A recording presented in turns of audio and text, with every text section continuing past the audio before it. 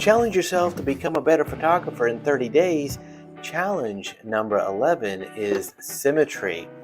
What is symmetry? It really kind of gives the idea of a mirror image. Don't be confused with reflections, which is what we'll be discussing in a later challenge. But it looks kind of like that. Imagine, maybe you've seen this before, where a photographer goes to a lake or a river or something like that, a body of water, and there is a house that's right on the banks of the river, and he can take a picture so that there's the top picture, the original picture, and then there's what I call the bizarro portion, which is the exact copy or mirror image of that particular object at the top.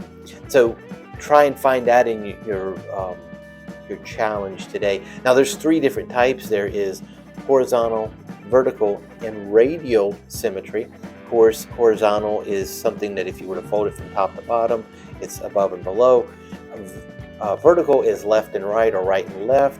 And then radial is from the center of something or a consistent pattern in a circle, which you think about maybe the spokes on a bicycle. That would be a radial symmetry pattern. Does that mean that the whole picture has to be able to just fold it in half, whichever way and roundabout? No. What you can do is find symmetry within a specific subject. It could be a scene of a little street, and then you see this symmetry of windows. Or possibly one thing I just seen recently is there's a room and then you find this couch. It has a symmetrical pattern within it. And so use this challenge to help develop not just one aspect, but something that can be included with other aspects. Since we're up to 11, we've tried at least 10 other different methods of photography. And so by doing that, you can now include different aspects of the different challenges that you've already tried.